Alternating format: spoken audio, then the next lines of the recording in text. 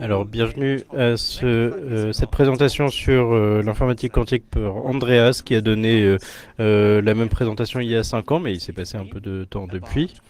Et donc, il va nous dire cette présentation avec le titre Informatique quantique, est-ce qu'on y est maintenant?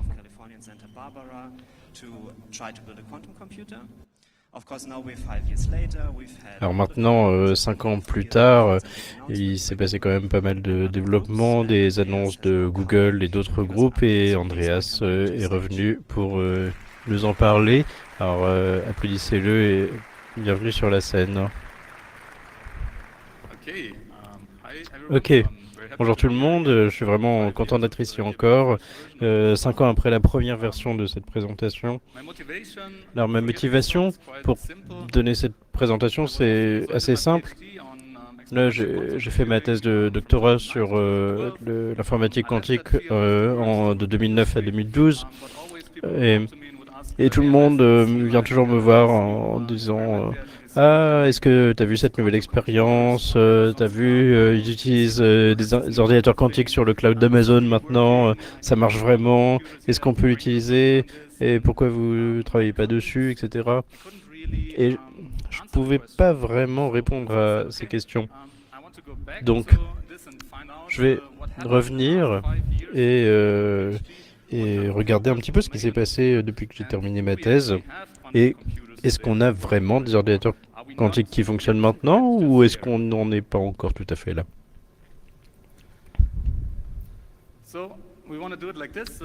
Alors, on va faire un peu comme ceci. D'abord, je vais donner une petite introduction à l'informatique quantique pour qu'on ait une compréhension commune de comment ça marche, parce que c'est intéressant. Ensuite, je vais vous montrer une petite expérience d'accélération quantique avec les collègues de Saclay, où j'ai fait ma thèse. Ensuite, une discussion des défis et des problèmes. Pourquoi est-ce qu'on n'arrivait pas à construire un vrai ordinateur quantique? Et ensuite, discuter de l'expérience de Google et la collaboration avec l'université de Santa Barbara, où ils ont démontré cet ordinateur vraiment impressionnant avec 53 qubits.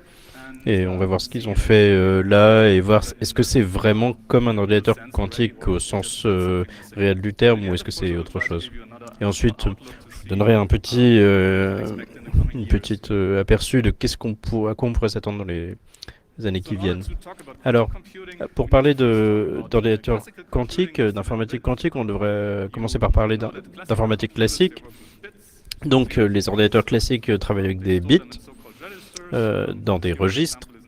Donc, voici un petit exemple d'un registre binaire. Donc, les bits eux-mêmes, ils sont pas très intéressants. Il faut qu'on fasse quelque chose avec. Donc, on calcule des fonctions sur ces registres bits. Et voilà ce que fait un CPU d'une manière un petit peu simplifiée.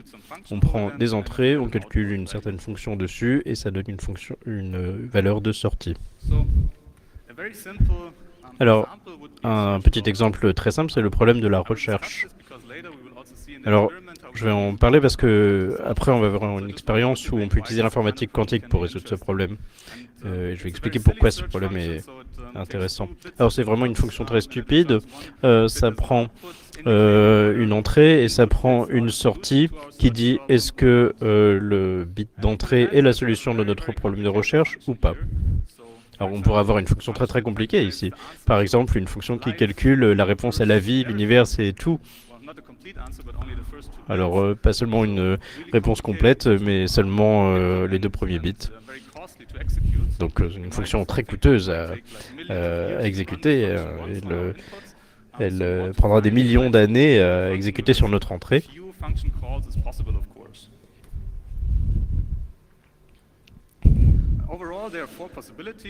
Alors, au total, il y a 4 possibilités, 0, 0, 0, 1, 1, 0, 1, 1.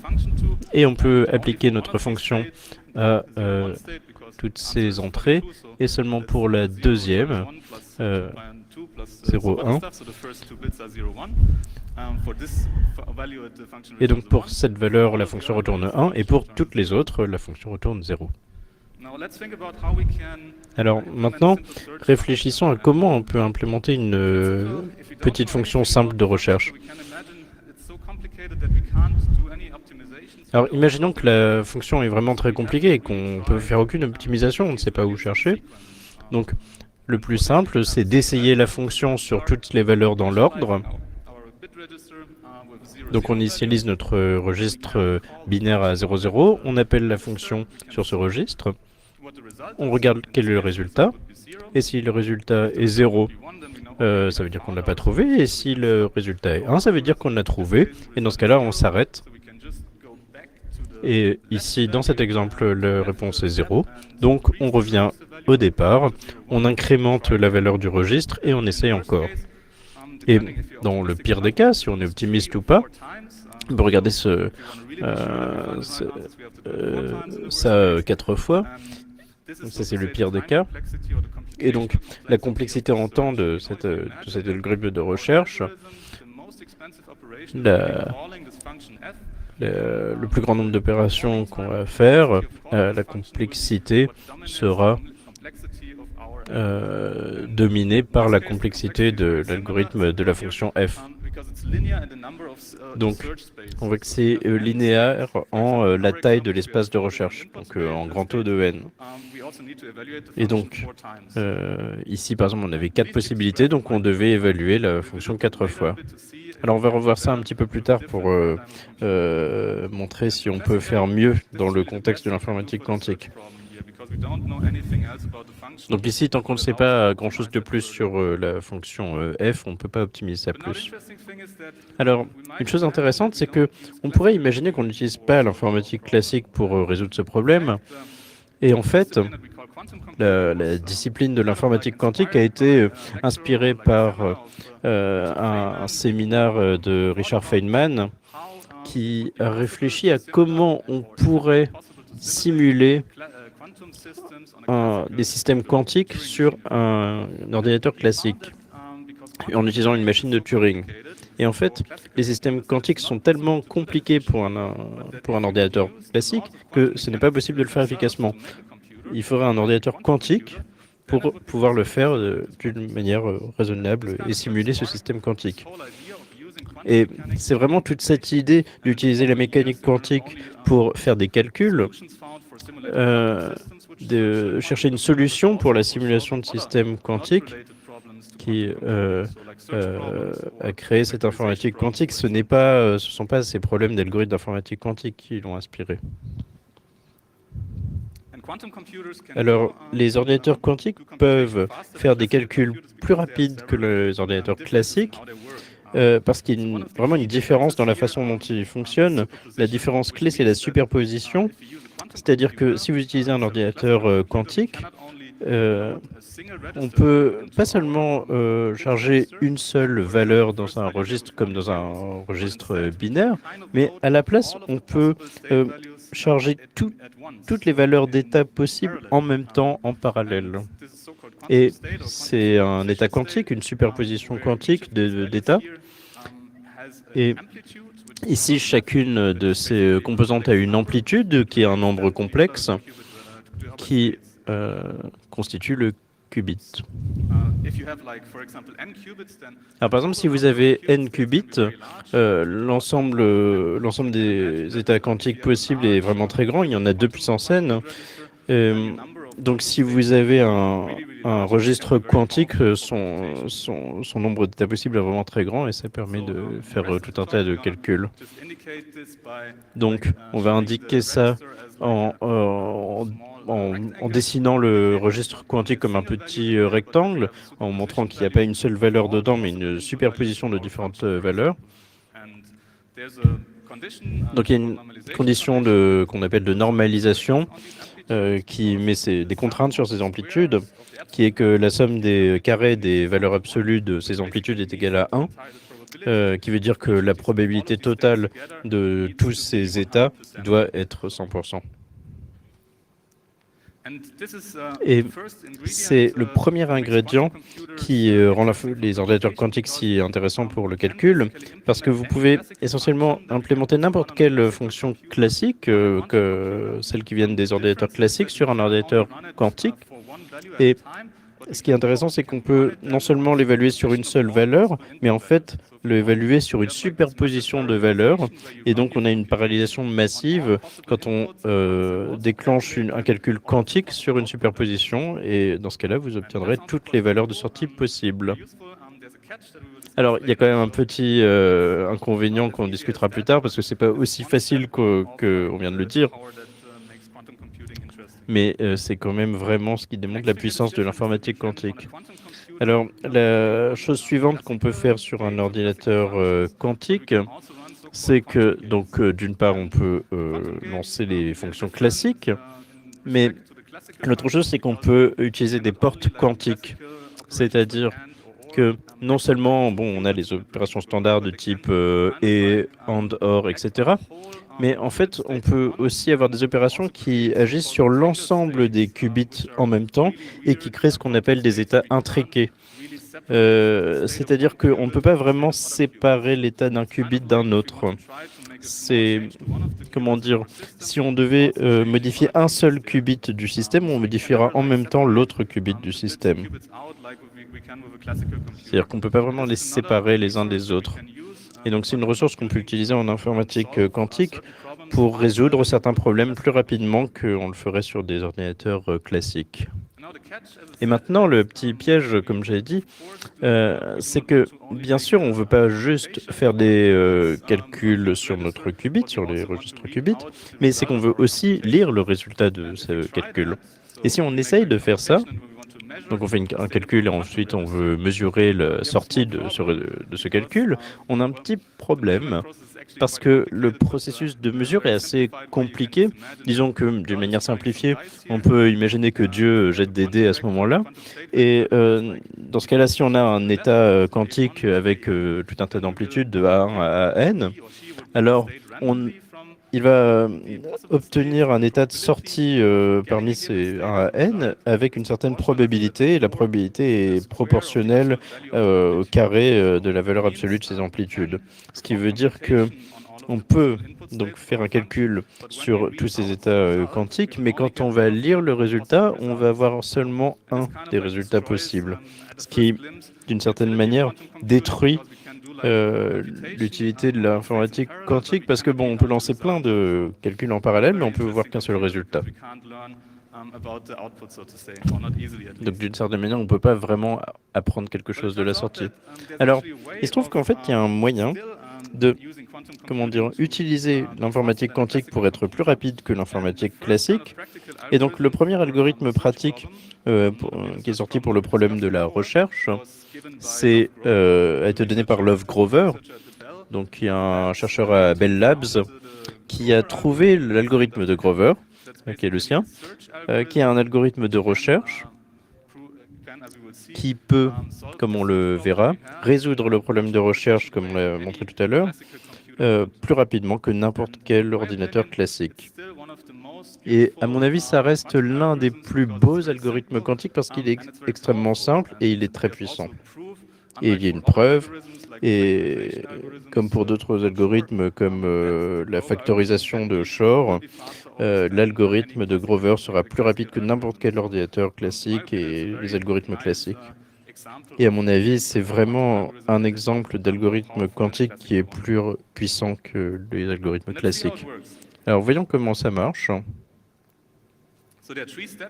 Alors il y a 3 étapes dans l'algorithme. On crée d'abord un registre à qubits qui est la superposition des 4 valeurs d'entrée possibles, tout avec une probabilité, une amplitude égale. Et ensuite, on évalue la fonction sur cet état d'entrée. Et on fait un encodage spécial qui marque la solution de ce problème en changeant le signe de l'amplitude de cette étape. Donc, par exemple, comme le résultat était 0, 1, on lui met une amplitude négative, ce qui veut dire que c'est ça la solution du problème. Et maintenant, si on faisait la lecture directement, en fait, on n'apprendrait rien du tout de la solution parce que, comme vous le voyez, les amplitudes sont toutes égales pour tous ces quatre états. Et donc, si on faisait la lecture maintenant, on obtiendrait tout simplement l'un de ces quatre états aléatoirement. Et donc, on pourrait absolument rien conclure avec 100% de probabilité.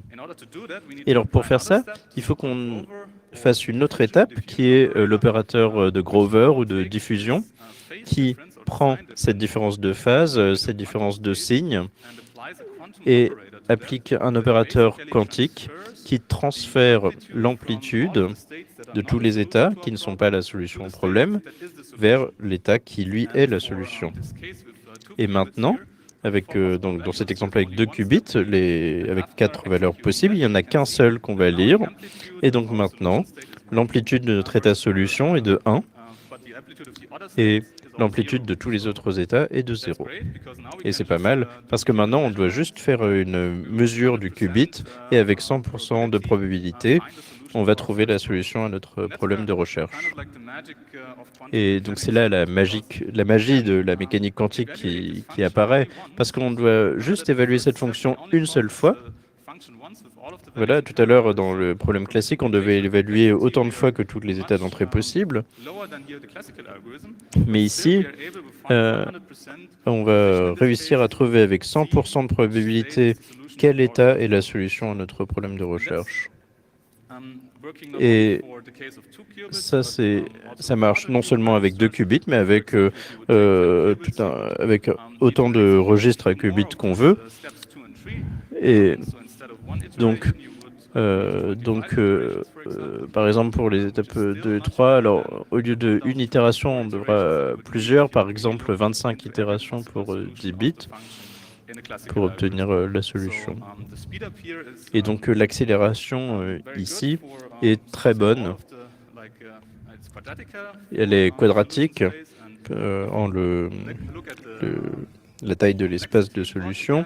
Et donc, si vous regardez la complexité sur ce graphe, l'algorithme quantique, la recherche de Grover, sa complexité en temps, le nombre d'évaluations nécessaires, est seulement en racine de n, n la taille de l'espace de recherche, ce qui montre qu'on a vraiment un avantage en vitesse des ordinateurs quantiques sur les ordinateurs classiques.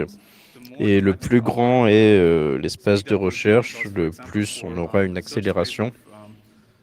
Par exemple, si on avait un espace de recherche à 1 milliard d'éléments, on devrait seulement chercher une dizaine de milliers de fois au lieu d'1 milliard de fois.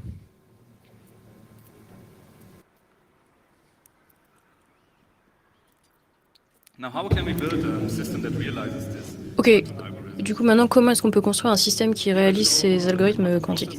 Donc voici un processeur quantique que j'ai réalisé avec des collègues à Saclay. Donc si vous voulez en savoir plus, vous devriez regarder ce que j'ai présenté lors de ma dernière présentation, j'en donne un peu plus. Donc on utilise des qubits superconducteurs. Donc on peut voir la puce ici en haut. Donc vous pouvez voir les 2 qubits au milieu, avec une structure en forme de serpent. Donc on peut manipuler les qubits en utilisant des micro-ondes. On utilise des choses similaires à ce qu'on a dans les téléphones mobiles. Et enfin, vous pouvez voir les zones qui contiennent les qubits en eux-mêmes. Et qui contiennent les qubits en eux-mêmes, donc qui sont juste 2 structures en aluminium, l'une au-dessus de l'autre, qui sont refroidies à très basse température pour rentrer dans un état de superconduction. Et du coup, on utilise ces 2 couches pour réaliser ces qubits avec une couche de cuivre au milieu où sont effectuées où sont les portes quantiques utilisées pour opérer ces qubits. Donc ici, on a quelque chose qui est comme une sorte de réfrigérateur très fancy, donc qui va permettre d'atteindre une température proche du zéro absolu. Donc toute cette chose, on va la refroidir et ensuite utiliser les lignes pour la transmission des micro-ondes qu'on a vu tout à l'heure. Donc ce qu'on a fait, c'est qu'on a implémenté l'algorithme de Grover pour ces 2 qubits. Donc je ne veux pas aller trop dans les détails, mais les résultats sont obtenus en faisant tourner cet algorithme beaucoup de fois. Et comme vous pouvez le voir, on a un décalage où on n'a pas un taux de succès de 100%, mais plutôt de l'ordre de 50 à 60% dans le meilleur cas. Donc, si vous vous demandez pourquoi pas 100% de succès, donc, qu'est-ce qui nous empêche de créer des processeurs à 100 ou 1000 qubits? Donc, lorsqu'on manipule des qubits, on peut avoir des erreurs, par exemple, on peut avoir des erreurs, par exemple, dans la manipulation des micro-ondes. Cette manipulation, elle est pas forcément parfaite. On peut obtenir des erreurs. Donc, par exemple, si on a un processeur à 1000 qubits, pour lier chaque qubit à chaque qubit, on aurait 1 million de connexions, ce qui augmente potentiellement le nombre d'erreurs. Et on a une limite sur le nombre d'opérations qu'on peut effectuer sur chaque qubit en pratique. Donc ça, c'est une architecture surface code. Donc l'idée, c'est qu'on n'a pas un processeur quantique à connectivité pleine, où en fait, on va juste connecter chaque qubit à ses 4 voisins. Donc c'est plus facile parce qu'on n'a pas besoin d'autant de connexions sur la puce. Mais en fait, on pourrait quand même avoir une connectivité pleine.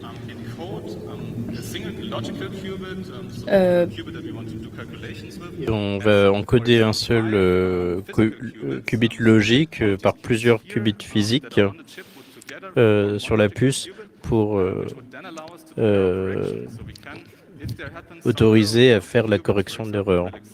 Donc, par exemple, si on a des erreurs de relaxation ou de déphasage, eh bien, on utilise les autres qubits pour correcter l'erreur et continuer à faire le calcul.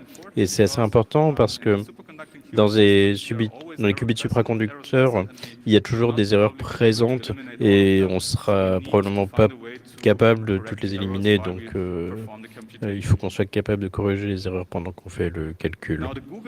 Alors, maintenant, le processeur de Google, il suit cette approche de surface code.